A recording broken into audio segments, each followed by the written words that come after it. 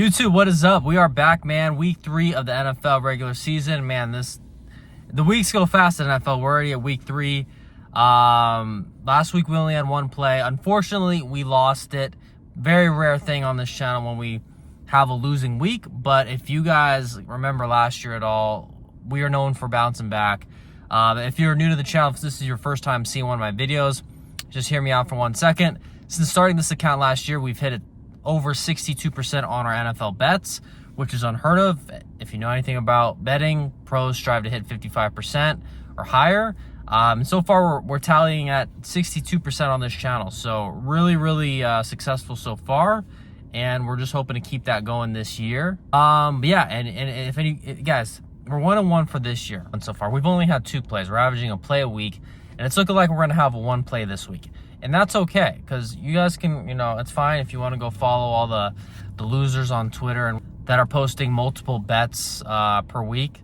And, they might have 7 bets per week and 7 props and all these other things. And I'm just like, guys, do you not realize this by now? Like, lines are generally really good. It's very hard to find a edge. If people are betting every other thing, it's not because they're geniuses and are smarter than the sports books. It's just for content. It's easier to make content when you're doing all this stuff. So that's why we're very selective, and there will very likely be weeks where we don't have plays. I wish I could find more than 1 play. There's a small chance I'll have a second play, but if I do, I'm not gonna have time to make a YouTube video on it. You'll just have to look on my Twitter at Karis Football. But most likely this will be our only play of the week. And I'll get into that in just 1 second. Real quick, I'll recap our loser last week, because if I talk about the winners, I got to talk about the losers. Our losing play last week was the same team that we bet on week 1. So week 1 and 2, we bet on the Commanders both weeks. Week 1, the Commanders won. They blew out the Giants. Week 2, the Commanders lose to the Packers. They just weren't themselves. It was a horrible performance. What we knew pre-flop, I think Commanders plus 3.5 was phenomenal value. I just think Jaden Daniels was kind of a no-show, and it's frustrating to me because it's like, to me it looked like, oh, because it's Thursday we can't play well. Well, it's Thursday for the fucking Packers too, and to me they just shot the bed there. Just horrific performance. I think they play 10 times. It's not like that is going to be the result every time. I think it's going to be a lot more of a back and forth performance-based thing. So that one didn't go our way. It is what it is. Anyways, moving on to this week. And this is proof that we aren't biased. We're not just blindly betting the Commanders every week. We're not just blindly fading one team every week. So week 1, we bet on the Commanders and went against the Giants, right? Week 3, we are betting on the New York Football Giants. Not a team I ever expected to be betting on. Not a team I ever would be excited to bet on. But here we are. Here we are. They looked much improved last week against the Cowboys in a game they should have won. If the Cowboys didn't have God as their kicker, the Giants win that game. But the Giants, so far, I would say look a lot better than they did under Daniel Jones. He's elsewhere thriving right now somehow, but doesn't matter. The New York Giants so far look better under Russell Wilson. The roster is overall improved over last year. And most importantly, they are playing the overhyped, something I've known for a while now, but it's taken a while for the public to finally catch on because now it's obvious in everyone's face. The Chiefs have been overrated for a while, and now it is finally starting to show. If the Chiefs kingdom loses this game, it'll officially be the Chiefs queendom. So this is a big one for the Chiefs. And I just think they're very overvalued right now. This is a play where I think this line only is where it is because of hype and marketing and history of who this team is. And they have 3 Super Bowls, and they have Patrick Mahomes and Travis Kelce, and everybody knows the Chiefs, and they're a very popular team. And everybody knows the Giants as for a while now, a really bad team. And that's because this line makes 0 sense. The line makes no sense at all. The Chiefs are laying 6 points on the road. On the road. That's a lot. That is telling you that on a neutral site, you have the Chiefs like -9. If the Chiefs are home, you have them like -12. That doesn't make sense.